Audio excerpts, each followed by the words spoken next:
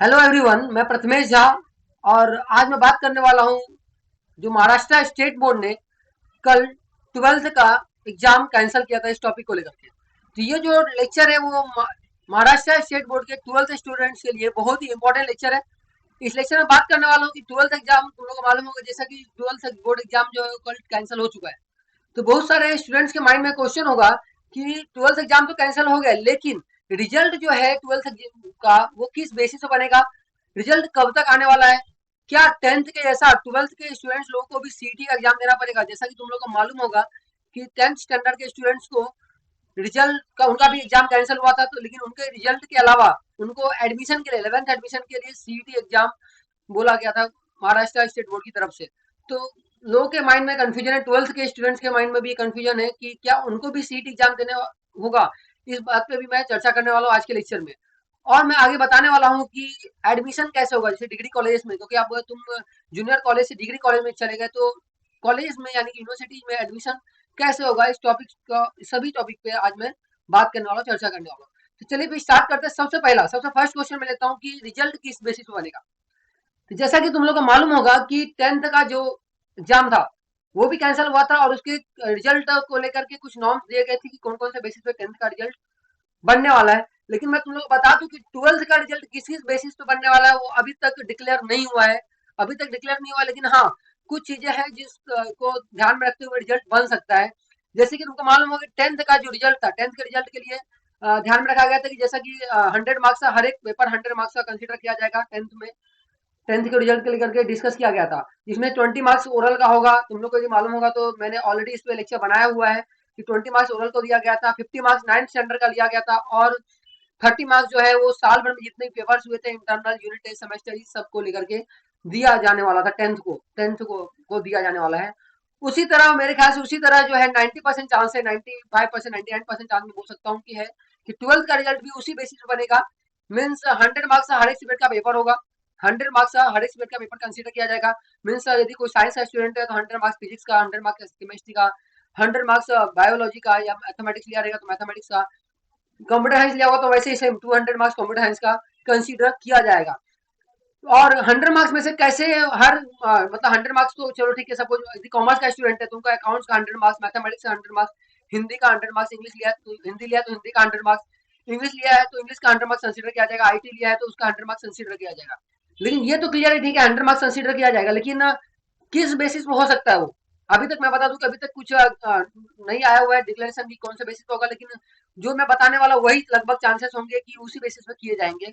तो 100 मार्क्स में से कौन कौन सा चीजें लिया जाएगा। तो सबसे पहली बात, जो भी साल भर में जो भी एग्जाम्स हुए, चाहे वो यूनिट टेस्ट हुए हो, सेमेस्टर्स हुए हो या प्रीलिम्स हो, उससे 30 मार्क्स कंसिडर किया, जैसा कि 10th वालों को भी साल भर जो एग्जाम्स हुए थे उसी से भी 30 मार्क्स कंसिडर किया गया था, वैसे ही मेरे ख्याल से 12th वालों का भी 99% चांस है कि 30 मार्क्स उससे कंसिडर किया जाएगा।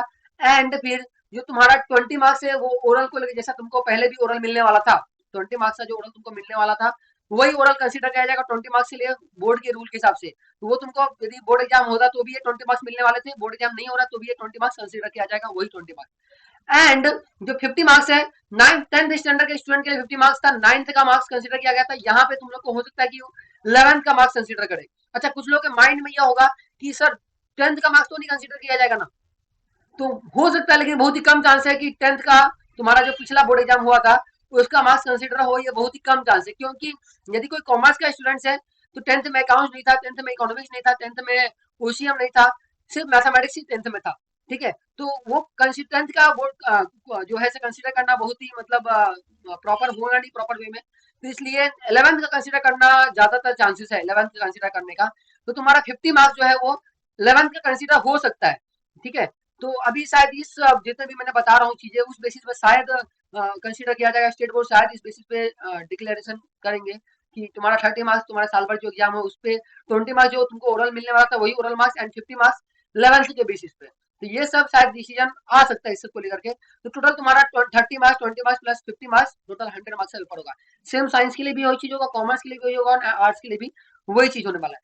तो ये सब चीजें हो सकती है। ठीक है, ऐसा कुछ जो है सो डिक्लेरेशन आ सकता है, ये सब ध्यान में रख करके रिजल्ट बन सकता है।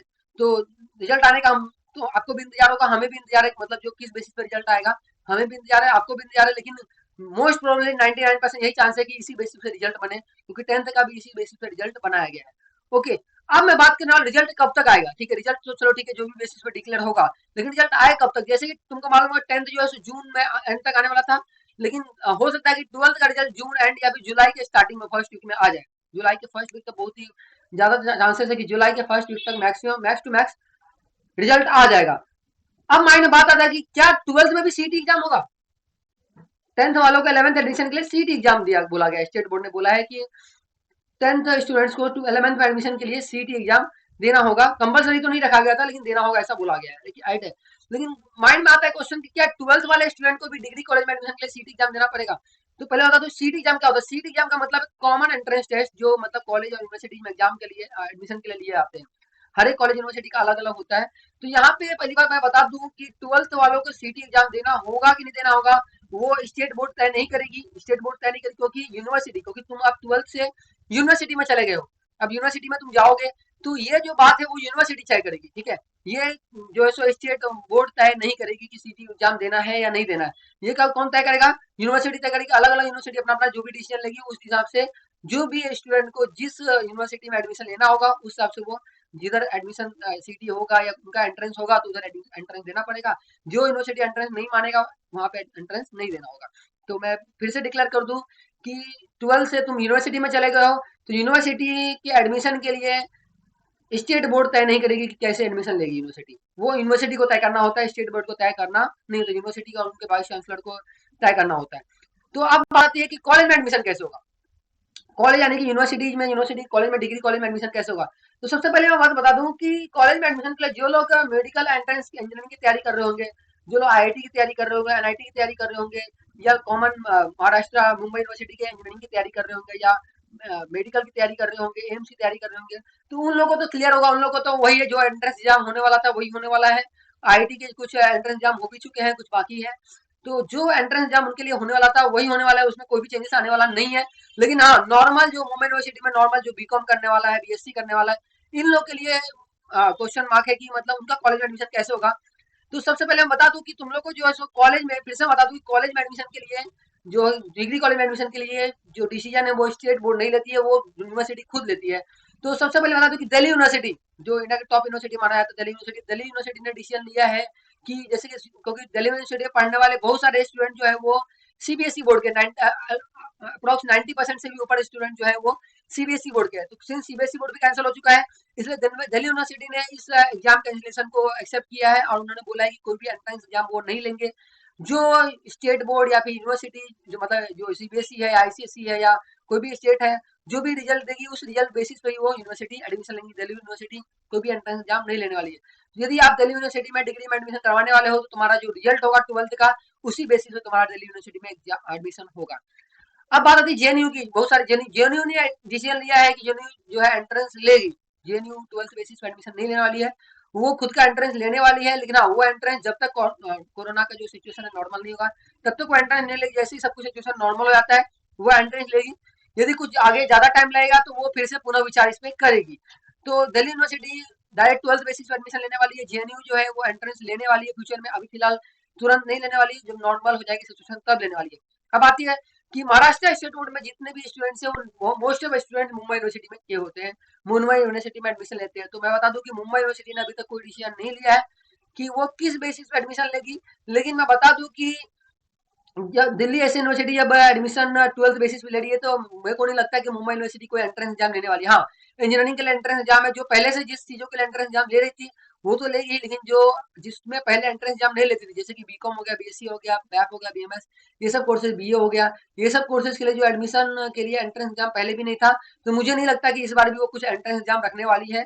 इस बार भी मेरे ख्याल से स्टेट बोर्ड का वो डिसीजन मान करके 12th के रिजल्ट के बेसिस पे ही वो एडमिशन शायद लेगी, और 90% चांसेस है कि वो उसी बेसिस पे एग्जाम लेंगे। तो मुंबई यूनिवर्सिटी एग्जाम नहीं लेने वाली है। मेरे को नहीं लगता कि एग्जाम मतलब लेना चाहिए उनको, या फिर लेने वाली है। ठीक है, तो आई होप तुम लोग का माइंड क्लियर होगा। फिर से बता दूं कि जो 10th का जिस हिसाब से एवोल्यूशन था, 20 मार्क्स का इंटरनल जो मिलने वाला था तुमको 12th में, वही होगा। और 30 मार्क्स का जो साल भर में जो एग्जाम उस बेसिस पे मिल सकते हैं, और 50 मार्क्स तुम्हारा 11th का कंसीडर हो सकता है रिजल्ट के लिए। और तुम्हारा यदि यूनिवर्सिटी दिल्ली में तुमको एडमिशन लेना है तो तुमको कोई भी एंट्रेंस एग्जाम देने की जरूरत नहीं है डिग्री कॉलेज की डिग्री के लिए।